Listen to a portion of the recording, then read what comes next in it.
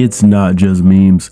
Kusakabe is really like that, and nobody can deny it anymore. What is up, YouTube? It is your boy Dougie D Fresh, and today we are talking about JJK chapter 254. If you enjoyed the video, make sure to leave a like so YouTube knows.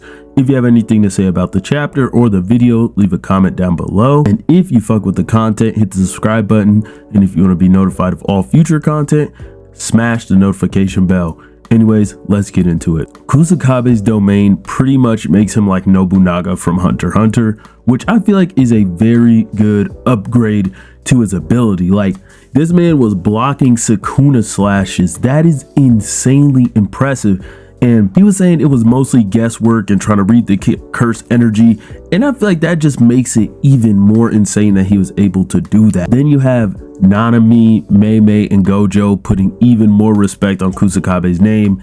Mei pretty much saying that me and Nanami might have more horsepower, you know, be physically stronger than Kusakabe, but his wealth of knowledge and his swordplay and the way he applies all that together just makes him on the level that he is, and that's what makes him the strongest grade 1 sorcerer. And obviously we see Sukuna endure Kusakabe's barrage of slashes this chapter, but the only man that's able to do so that is a jujutsu sorcerer that we know is Satoru Gojo, of course. So in conclusion, Kusakabe is that one. Now, things probably would have been different if it was him up against Dagon instead of Nanami. Like, could you imagine that? They might have come out not unscathed, but they probably would have come out looking a lot better than they did.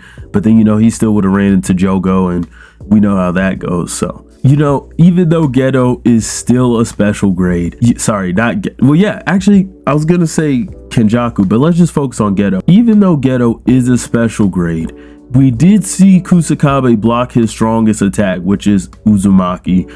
I guess if you want to debate, maybe there's a curse spirit he has with a stronger curse technique that could be more tricky to deal with or something like that. But just for the sake of argument, we've seen Kusakabe block Uzumaki, and in the anime it was damn near point blank. So this man is insane. Do y'all think that Kusakabe could beat Geto? Now I'm talking about the Geto that we saw in JJK 0 up against Yuta. Do you think Kusakabe could beat that Geto? Let me know in the comment section down below, because I'm not gonna say anything, but y'all can fight down in the comments about that. And Kusakabe, man, he was giving Sukuna the hands. Bro, no matter what you want to say, I feel like this chapter kind of dispelled some narratives about Kusakabe. Well, I think some people might think he's a bitch, like, oh, he doesn't want to fight, he just wants to run away. Like, of course he wants to survive. All people want to survive.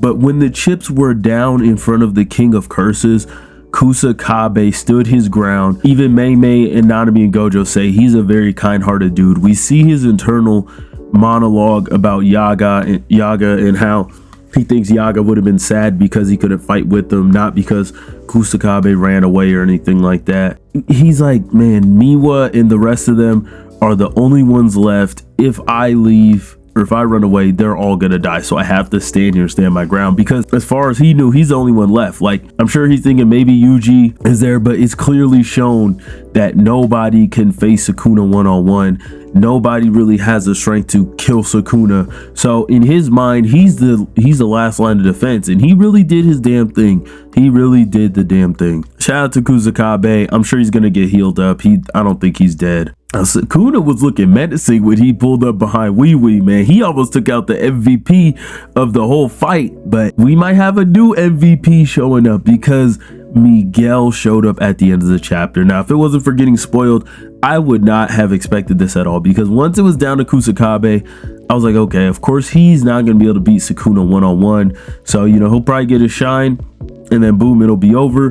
Then I thought maybe it would get to Yuji, and Yuji would, you know, finally get whatever power up he needs to overcome Sukuna. But no, instead we get Miguel, and I feel like Miguel has the potential to shock people, because if I'm not mistaken, the only things we've seen from Miguel is him get bodied by Gojo in the movie and him use the black rope. I don't know if we saw him use a curse technique. I don't know if he has a curse technique. He's a jujutsu sorcerer from a whole nother part of the world, so he probably has some learnable techniques that someone like Sukuna or other jujutsu sorcerers wouldn't be privy to, because his clan or wherever he comes from, they can make the black rope, and as far as we know, there is no more black rope. So I feel like Gege would, obviously Miguel is gonna lose, but I don't think Gege would have Miguel pull up if there was no surprises in store. So I'm actually kind of excited to see what Miguel's gonna pull out. And you know, he was looking pretty confident. He was talking shit against Sukuna.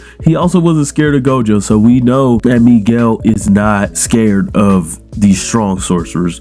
And you know, he might have to get his get back for those two girls in Shibuya, because I'm pretty sure they were part of Ghetto's group, which means Miguel probably knew them and probably even cared about them. So let me know how you guys are feeling about Miguel's appearance. I'm interested to see what's gonna happen. And you know, I've seen people complaining on Twitter about this cycle of Sukuna, you know, a character getting introduced, character getting hyped, and then they just die. But I don't think it's that simple, because we're really getting a lot from these bouts with Sukuna, and he has been stated from the first chapters, it took so many people to come at this man to even be able to seal him. So this is nothing out of the ordinary in terms of the story, like, because we know that Sukuna is someone that requires this level of, you know, pressure of just constantly throwing people up against him to take him down, and they are slowly but surely whittling him down. So it doesn't bother me, because I think we've got some good stuff out of it. I like the dialogue between him and Kashimo, and him talking about Kashimo and Gojo, you know, not being grateful and being greedy. Then we have Higuruma being said to have as much talent as Gojo. You know, he learned reverse curse technique. He got his moment to shine. Who was after that? Then we had, I'm pretty sure Yuta. You can say Yuta was after that. We see Yuta's domain. We see why he's really that guy and just how strong he is.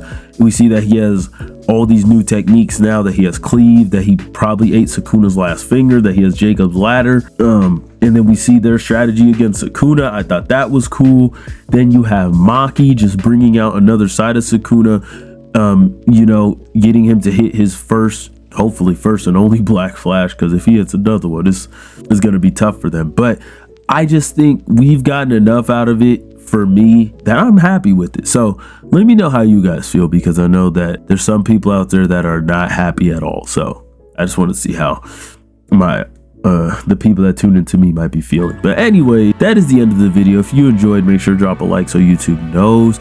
Make sure to hit that subscribe button if you're fucking with the content. Hit the post notification bell. You're going to be notified of all future content. It has been your boy Dougie D Fresh, and I'm out. Peace.